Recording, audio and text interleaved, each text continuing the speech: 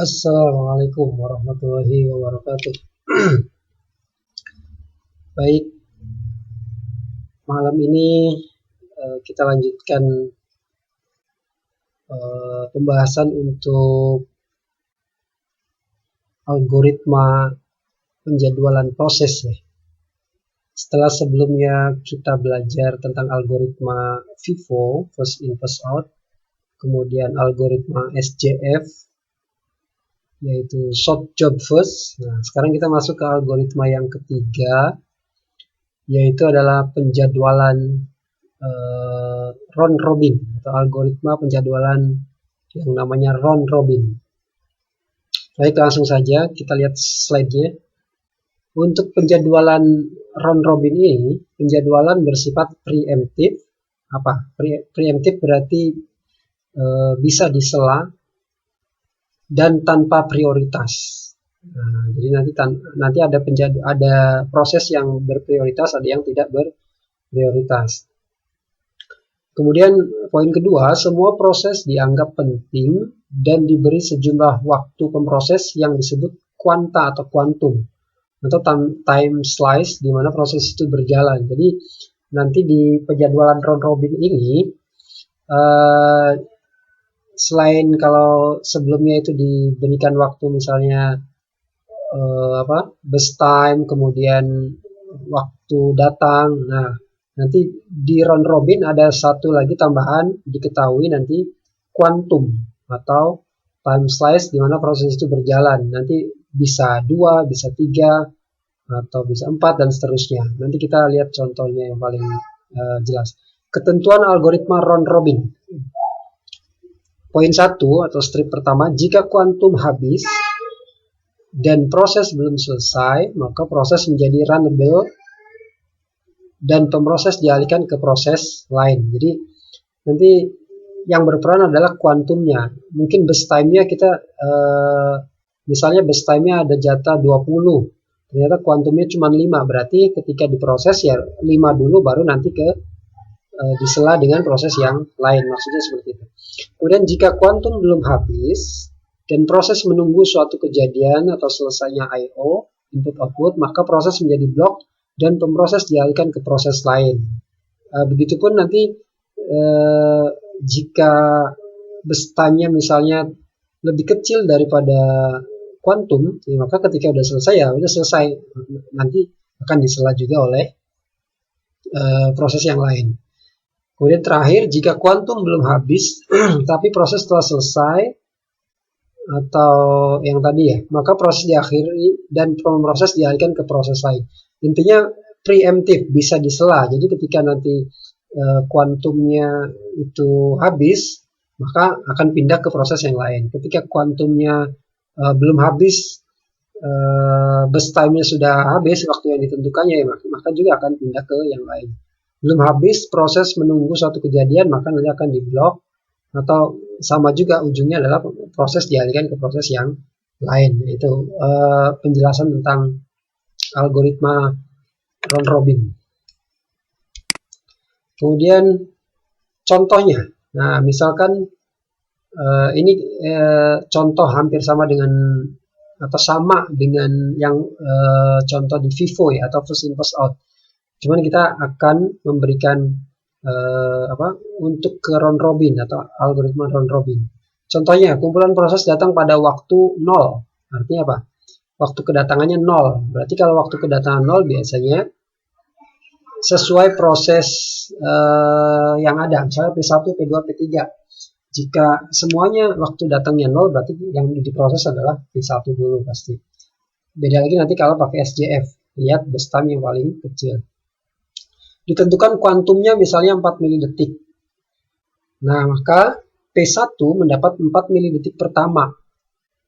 Kenapa P1 dulu? Ya tadi karena semua proses waktu datangnya semuanya 0. Kemudian 20 milidetik berikutnya akan disela P2 dan P3. Tentu saja nanti P2-nya berapa, P3-nya berapa. Ya. Nah, dari soal itu kita bisa menggambarkan Gantt chart-nya. Tadi P1 3 proses ya. Bus time-nya 24, P23 dan P33. Maka gambar gancatnya kira-kira akan bisa digambarkan seperti ini. Yang pertama dijalankan adalah tentu saja ini waktu tunggunya awalnya adalah 0, P1, 4 sesuai dengan kuantum yang sudah ditentukan. Jadi 4 dulu, walaupun di bestam yang aktualnya adalah 24. Maka karena kuantumnya ditentukan 4, maka akan diambil 4 dulu. 4 pertama untuk P1. Kemudian berikutnya apa? Karena preemptif, yang round robin itu preemptif bisa disela, maka yang akan dijalankan adalah P2 dulu. Dijalankan P2 dulu. Sebanyak berapa bus time-nya? 3. Nah, bus time P2 itu lebih kecil dari kuantum yang ditentukan.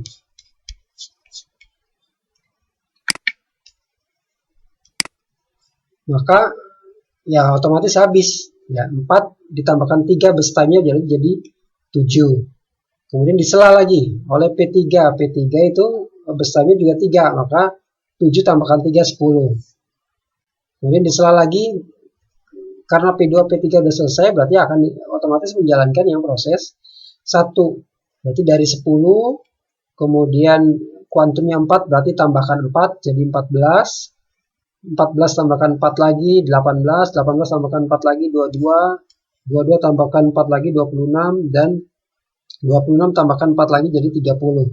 Jadi untuk proses penyelesaian yang P1-nya atau proses 1-nya itu diselesaikan dengan memproses proses 1 semua sampai dengan selesai.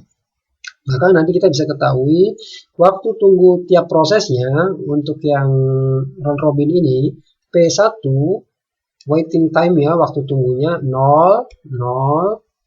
Karena dia ada beberapa kali bisa disela atau bisa disela, maka kita cari lagi P1 yang keduanya, berarti 0 ditambahkan 10, awalnya 10 lagi, dikurangi 4 itu apa? Kuantumnya, dikurangi kuantumnya 4, ini yang sudah terlaksana 4, jadi sama dengan 6. Jadi waiting time untuk proses 1 adalah 6. Kalau proses 2 sama seperti Vivo maupun SJF, berarti berapa ya? 4 awalnya saja waiting time. Kalau P3-nya yaitu 7, jadi 6 tambah 4, 10, tambah 7, 17, 17 bagi 3 sama dengan 5,66 milidetik. Oke. Kemudian bagaimana jika untuk menentukan runtime untuk kuantum waktu, jika waktunya itu 3. Nah, ya. Ini kuantum yang berbeda juga nih, soal juga berbeda. Ini diambil dari yang contoh SJF. Misalnya ada 5 proses, saat tibanya 0 semua, berarti nanti lama prosesnya sudah ditentukan juga 7, 5, 8, 2, 6. Maka yang dijalankan terlebih dahulu apa? Karena semuanya 0, maka ya H dulu. H dulu lama proses atau bus time-nya 7. Nah, kenapa ini 3? Karena kuantumnya adalah 3, maka 0 sampai 3 dulu. Kemudian disela dengan B. B, kenapa di sini tulisnya 6? Karena kuantumnya 3, jadi 3 tambah 3, 6. Masih ada sisa nih nanti, atau masih belum selesai nih si B diproses juga. C, kemudian 6 tambah 3, karena kuantumnya 3, jadi 9.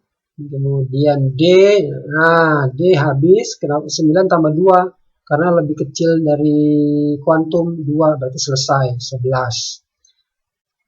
Kemudian E itu 6, berarti diproses hanya 3 karena kuantumnya 3. 11 tambah 3, 14.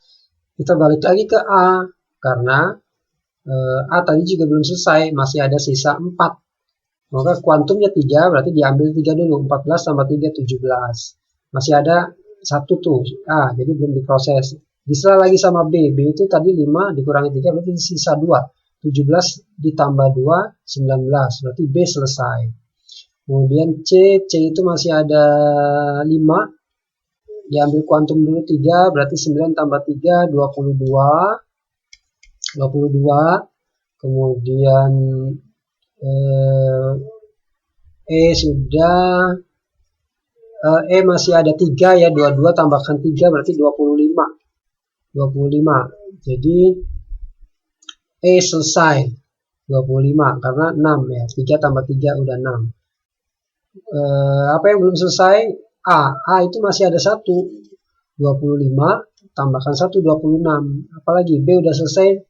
Nah, C itu masih ada 2. 26 tambah 2 sama dengan 28. Maka jika kita menghitung turn runtime-nya, ingat kalau turn runtime berarti yang dilihat adalah akhir dari selesainya sebuah proses. Jadi A, B, C, D, A saat tiba 0 sama proses 7, saat mulai 0, saat selesai 26. Ini A 26. Ya, turn runtime-nya berarti 26. 19 ini untuk proses B. Nah, ini yang terakhirnya.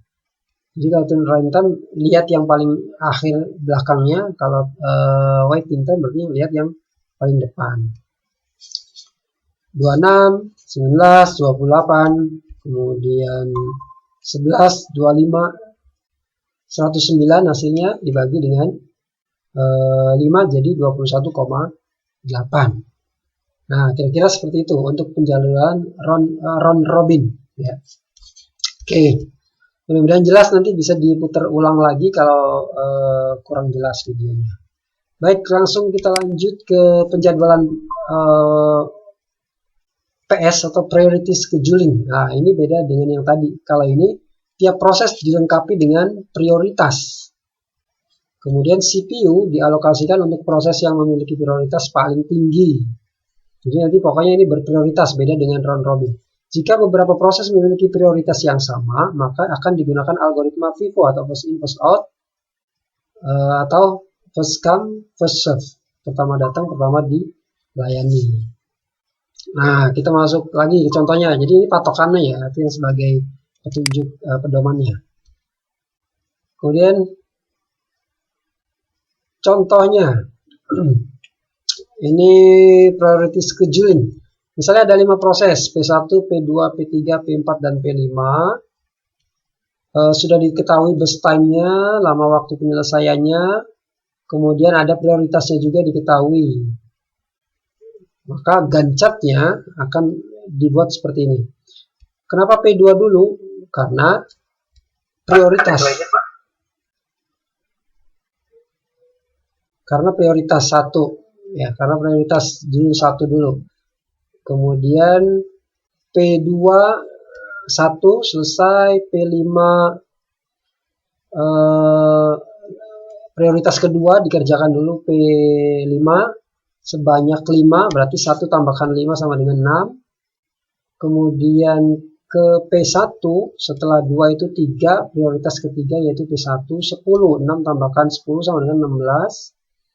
Habis P1 berarti, nah karena P1 sama P3 itu prioritasnya sama, maka dijalankan dulu yang P1 karena ketika prioritasnya sama nanti akan digunakan algoritma FIFO. Berarti proses 1, proses 3 dianggap yang datang dulu adalah proses 1. Kemudian P3 P1 udah, P3 yaitu prioritas ke atau proses ketiga, best time-nya 2, berarti 16 tambahkan 2, 18. Dan terakhir P4 yang dikerjakan. Prioritasnya keempat, best time-nya 1, 18 tambah 19. Jadi ini gambar gancatnya untuk penjadwalan proses. Penjadwalan priority scheduling artinya proses yang berprioritas.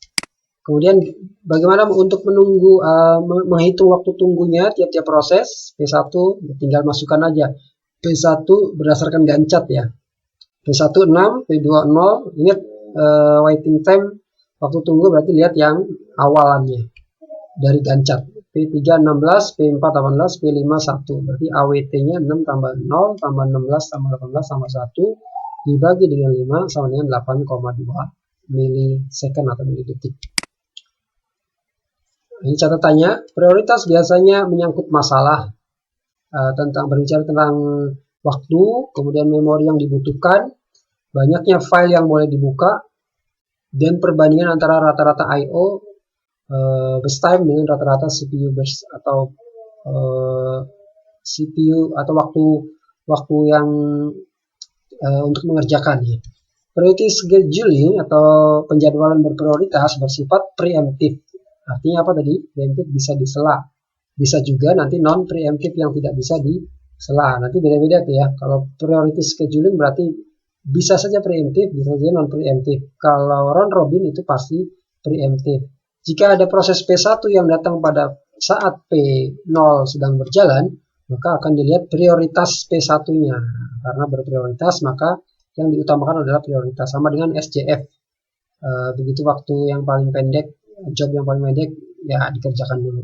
Seandainya prioritas P1 lebih besar dibanding dengan prioritas P0, maka pada non-preemptive, algoritma tetap akan menyelesaikan P0 sampai habis CPU burst-nya, burst time-nya, dan meletakkan P1 pada posisi head queue. Sedangkan pada preemptive, P0 akan dihentikan dulu dan CPU ganti dialokasikan untuk P1. Oke, kira-kira untuk yang pertemuan terakhir ini tentang algoritma penjadwalan, round robin dan priority scheduling seperti tadi seperti yang dijelaskan. Nanti silahkan lihat video penjelasannya ini dan silahkan bertanya jika ada yang perlu ditanyakan. Nanti untuk contoh-contohnya silahkan dicoba yang tadi barusan dijelaskan ya. Nanti ini masuk ke ujian akhir juga. Mungkin itu aja penjelasan dari saya. Terima kasih. Mudah-mudahan bermanfaat. Saya tutup. Assalamualaikum warahmatullahi wabarakatuh. Waalaikumsalam warahmatullahi wabarakatuh.